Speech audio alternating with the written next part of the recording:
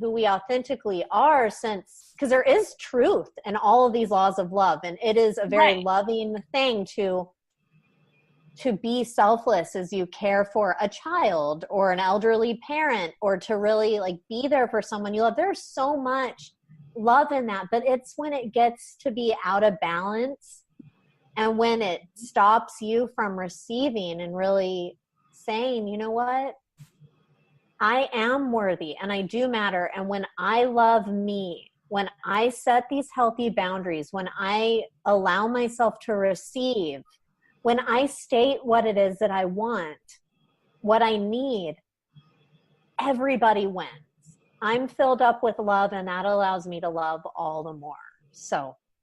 Yes. Yes. And so much to say, but I want to tag on to, you said, if people are feeling triggered, listening to some of this, I want to move into that a little bit, because what I found ironic is this is the work that I do with women. And I do this work with women, but it was also the work that I needed to do within myself. And I found that being as an interesting little side note. But that trigger, you acknowledged it. There is love and sacrifice. And my former self would have said, no. Women, if you choose to have kids, you better be there for them and you better take care of them. Or if you choose to get married, you better give it all to your spouse. Or if your friend is sick and has cancer, you show up. Or if you have an elderly sick relative, be there. And like you said, there's plenty of love in that. And yes, I do think there is a moral obligation. I do think there's a heart-centered obligation, but I also think there's that love and desire that we want to do it. But just what you said, there's the balance. And there is the point where you can no longer give, and it's not healthy, and it becomes abusive. And setting those boundaries is very important. Yes, it is. And it can feel highly uncomfortable. Highly uncomfortable. In the web series that we did, the Universal Love Story, Kiki, she embodies a whole episode for the law of sacrifice. This is a woman who lives in Kenya, who she runs a social enterprise, powerhouse. Wow. Loving, amazing person.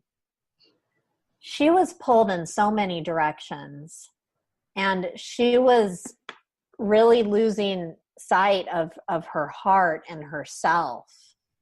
And as we're taught, we should help other people, we should focus out, and that's true. However, the boundaries supported her so much in saying, this is what I need my relationship, my intimate relationship to be like, and this is not okay for me. And it was just so beautiful to see that open up within her. It's like a plant that needs the light, the water, and the soil, and just her acknowledging that and saying, okay, I'm going to tend to my inner garden. Mm-hmm. So beautiful to see what's transpired for her since then. Oh, I bet. Because then she's going to have more energy to give anyway. And, and they always talk about the whole oxygen mask thing, which you have to put on your own oxygen mask before you can help somebody else. It's you're not going to be a help if you die, or if you cause a big drama and almost die. No, that's not good. Yeah. So it's take care of you, and that allows you to take care of other people, Yeah. And no, it's not selfish. It is self-love. Right. And again, this whole thing about discomfort and growth and feeling triggered, all of these laws of love are designed to hit home. And yes, when I found them, I remember thinking, oh no, I don't want to do this. This is uncomfortable. No, I don't want to show this to people. What if they get mad? And to what you said, Laura, about what I help women with is to not sacrifice and to like acknowledge their sparkle and do things for themselves. That self-love piece of it. Well, when I help people break the laws of love, these are conversations I'm constantly having with myself. Like, how can I allow more love in? And I am willing to do what it takes. Mm-hmm. Mm-hmm. And I, how you said I am willing to do what it takes. I challenge all the listeners right now, whether it's loving yourself or your job or whatever it is, are you willing to do what it takes? And to really honestly sit with that for a moment and think about it. And if the answer is no, there's no judgment in that either. If you're not ready, that's okay. It's great to admit that. Yeah, but just keep that in your head that maybe not right now, not right now. I see where you're going with this, but nope, not willing right now. And that's okay too, because someday you probably will be, but just admit honestly to yourself. And that's so good. Is sometimes I think we can push ourselves into things that we're not ready for. And a big part of Love Renegades is like, don't be on someone else's agenda. Don't live someone else's life template. Like, follow your heart's desire and what you want to do. Because the last thing I want, Laura, and I'm sure you as well, I don't want to like drag anyone through their transformation. No. Because that's not even possible. And it makes there's an illusion of that being possible, but it doesn't work. So I love that you brought that up, and you're giving everyone permission to acknowledge where they are and what they want to work toward and what they don't want. Yeah. Yeah. Cause I'm thinking, for some listeners out there, they might be thinking, oh, I kind of am a drama queen, or I do have control issues. Yeah. Or I am self-sacrificing a lot, but it's okay. And if they're saying, I might have that, but it's okay. Perfect. Just recognize that within yourself and sit with it, and absolutely it'll come out. Now, no judgment. Exactly. Okay, so we did control, drama, self-sacrifice. What are some of the other laws of love then that we can talk about? Love perfection, love absorption, and love satisfaction. Okay, let's start with perfection. Is that I have to be perfect and you have to be perfect and our love has to be perfect? What is that one all about? It can totally look that way.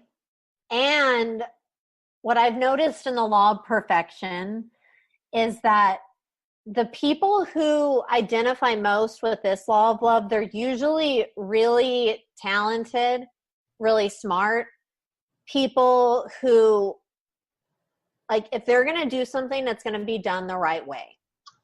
And and again, there's a lot of, I admire this so much. Like, there's like a pristineness, there's an excellence, there's an art to these people. All of these laws of love do have beautiful traits associated with them. Again, it's that, right. Is it going into dysfunction? Is it out of balance? What I found with law of perfection people is that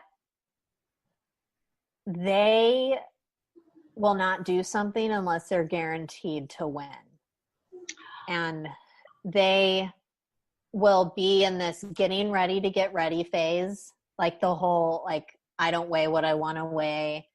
I don't have the money in my bank account to go to dinner with somebody and connect with someone. I don't have I'm not even going to take a class because I don't know enough about the subject to take a class. Like, I hope that does that make sense? Yeah. Just that it's all of these, this is like the terms and conditions and that inner critic. And at the beginning of our conversation, it was very much law of perfection oriented, about the critic and the nagging voice, like that inner mean girl, the person you wouldn't want to ever like be friends with. Yes. It's that. And you're right, that is delay. And yes, I love that. I still do, but I do a lot of personal training and teach fitness classes. And I have heard so many people say, I will come to your class once I get in shape. When I'm as gorgeous as you are, Laura, which isn't going to happen. I'm just kidding. But yeah, like, I don't get it. Like, I mean, I do get it because I've found myself in these loopholes. But when I look back, I'm just like, I don't get why I was like that, even though I do. Right. Just that this whole, like, I'm not even going to try until I'm at this point. And it's total sabotage. I feel like the law of perfection, and I like kind of working with a law of, like, one law of love a month as a theme and just seeing how it turns up around me. Oh, I like that, because you're right. We all have them. They may not be dysfunctional for us yet, but we do all have them. But we'll notice it, and there is, like, a primary one, and law of perfection may not be your primary one, but it will come up. And what I love about the law of perfection is that when I'm committed to really just connecting with that law, I see the ways that I hold myself back, the way I guard my heart, and how I sabotage myself. Yes. And I welcome seeing that so that I don't have to make those choices. Yes. You know? Yes. Yes. I love that. And, again, a personal story I've been doing, and you know this, I've been doing rebranding on my website, and I'm not getting it up because it's not exactly what I want. And my husband finally told me, a good beginning is better than a perfect start. Put it up. Sit with it. Yes.